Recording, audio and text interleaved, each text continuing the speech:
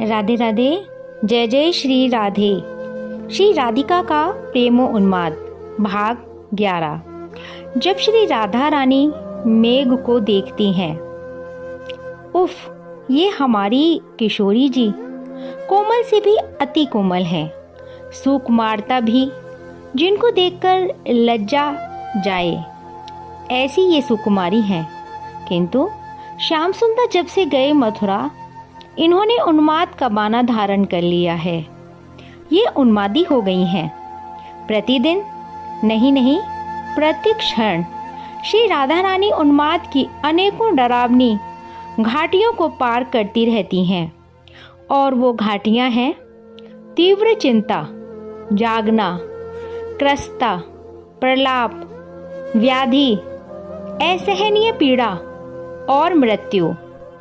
इन सब से होकर ये पल पल गुजरती हैं। ओहो, उन प्रीति प्रतिमा का वर्णन कौन कर सकेगा। अच्छा साधकों, सखियों की फिर अपनी पीड़ा है, अपना कष्ट है।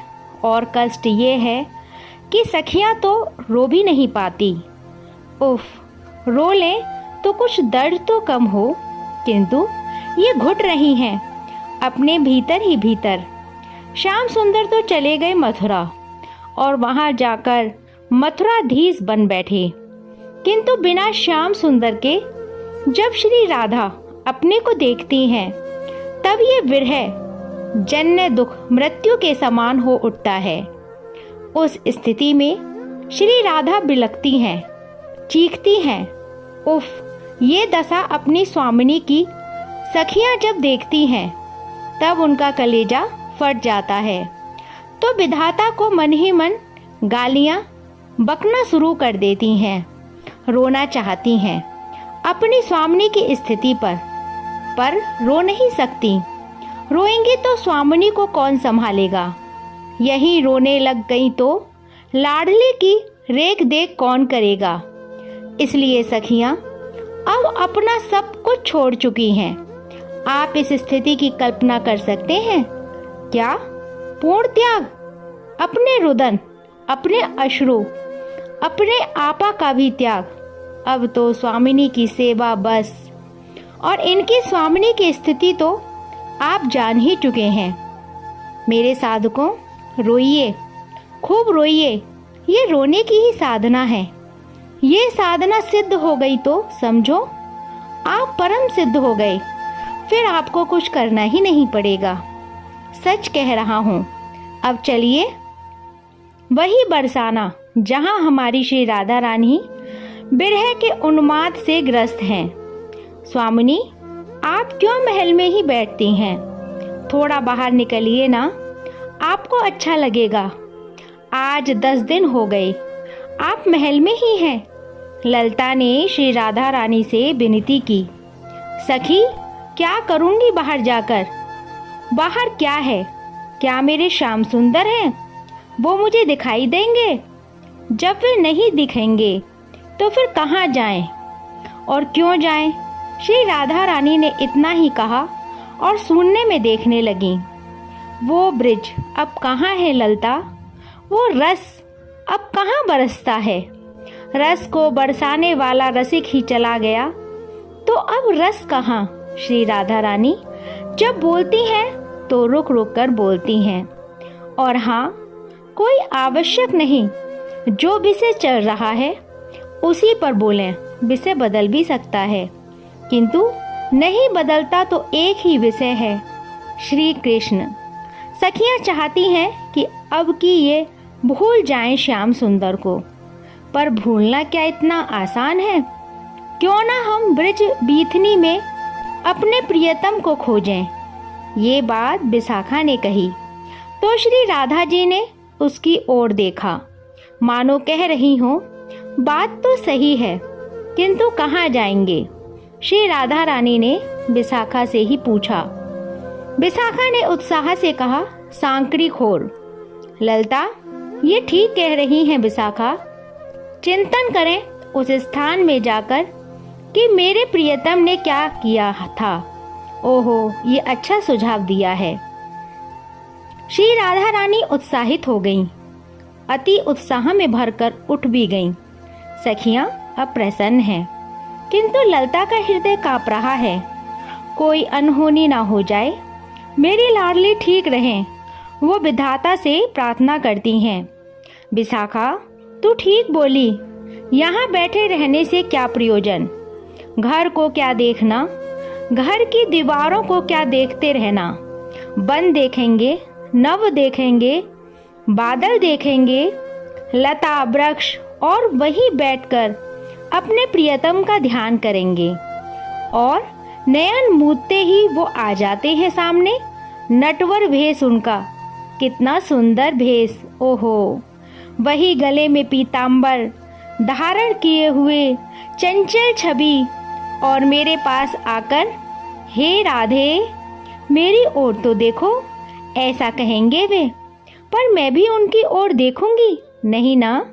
अब मैं नहीं मानूंगी उनकी हर बात। पर एक बार तो देख लेना विशाखा, मन बहला रही है स्वामिनी का। ना, अब नहीं, एक बार भी नहीं, मैं देखूंगी ही नहीं।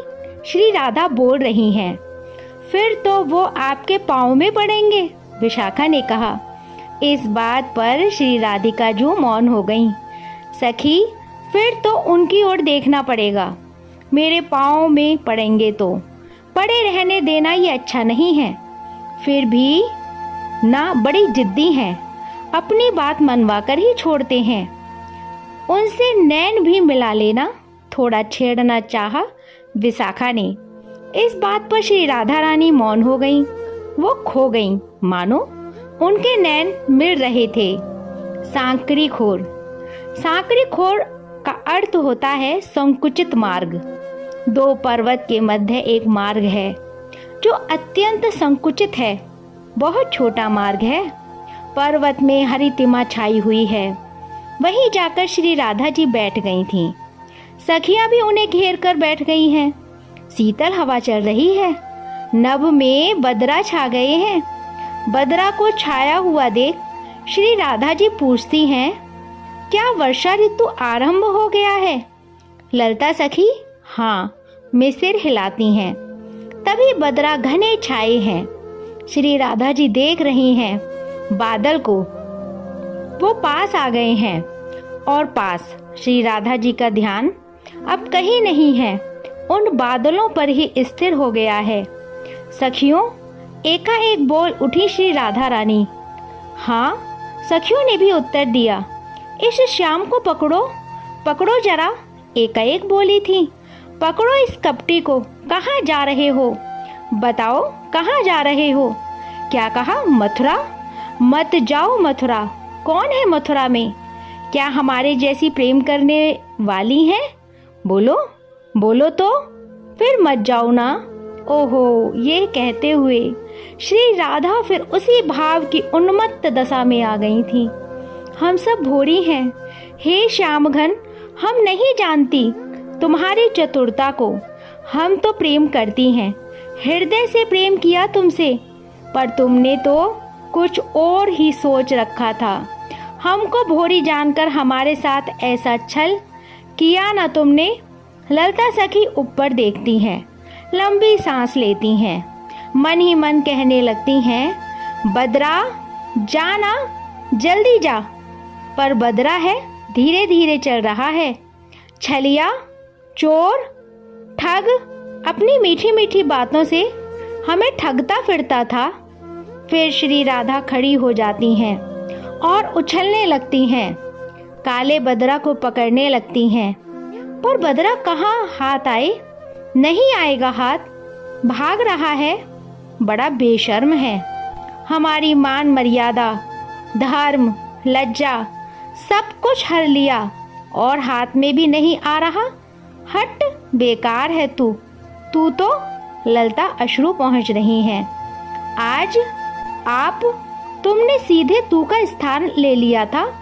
प्रेम उच्च शिखर पर पहुँचे तो ये सब बातें मायने कहाँ रखती हैं।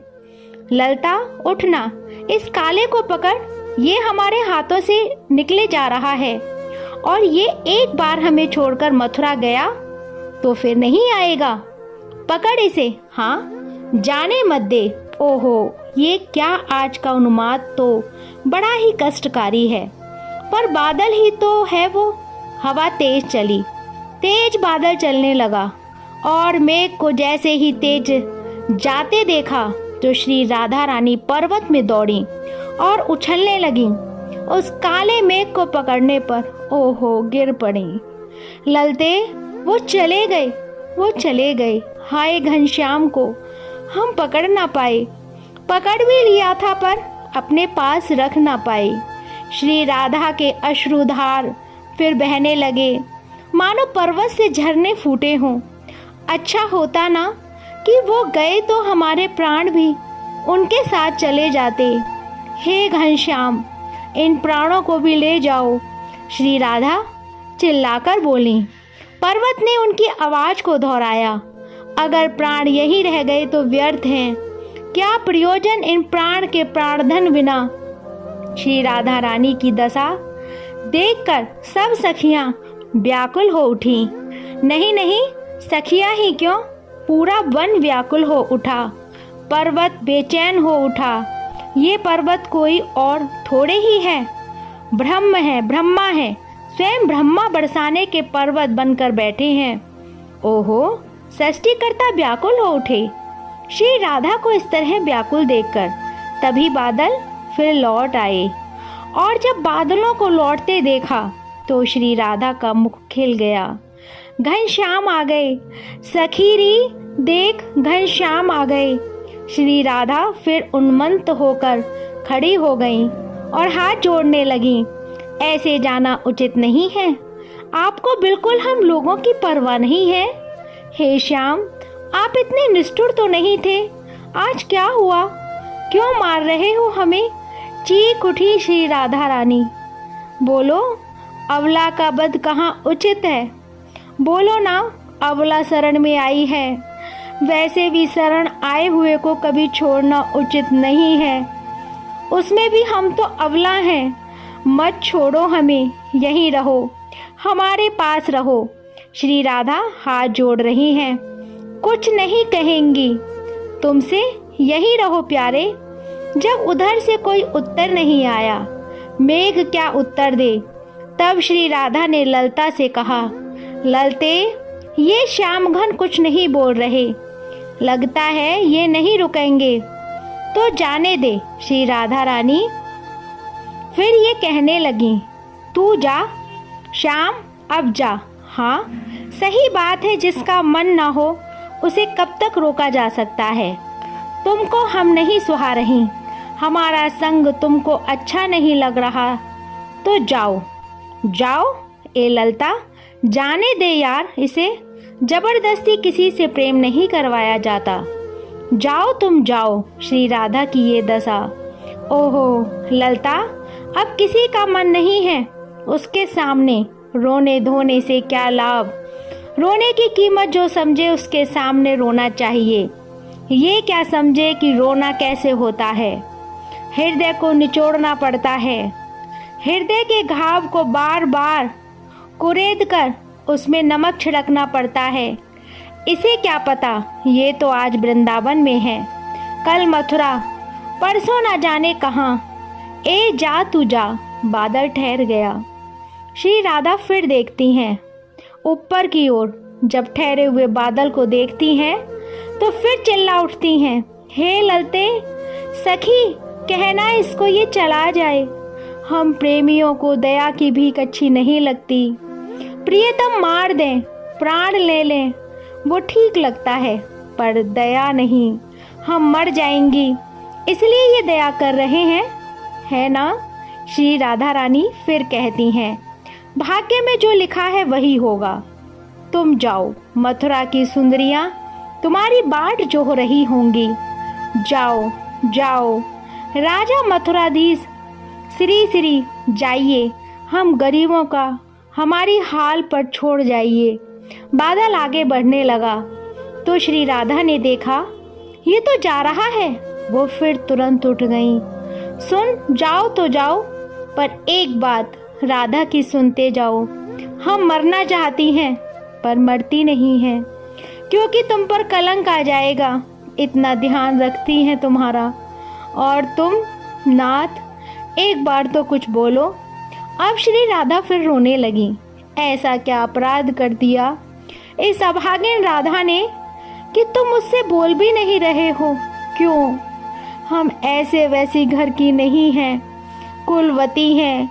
आशा रखकर बैठी थी कि तुम आओगे और हमारी आशा ऐसे ही नहीं है। तुमने स्वयं कहा था मथुरा जाते हुए कि मैं आऊँगा, कह देते ना, नहीं आऊँगा। ये राधा और ये ब्रजवासी तुम्हारी प्रतीक्षा नहीं करते। बादल तेजी से चल पड़ा तो राधा चिल्ला उठी, एक बार तो अपना मुख चंद्र दिखा दो। पर बादल चला गया। श्री राधा बैठ गई, शून्य में देखने लगी। श्याम घन फिर चले गए सखी, वो चले गए। श्याम घन ने फिर नहीं सुनी। आज भी इस राधा की, ओहो, राधा रानी मूर्छित होकर पृथ्वी पर गिर पड़ी। फिर श्री राधा, ओहो, जय जय श्री राधे श्याम।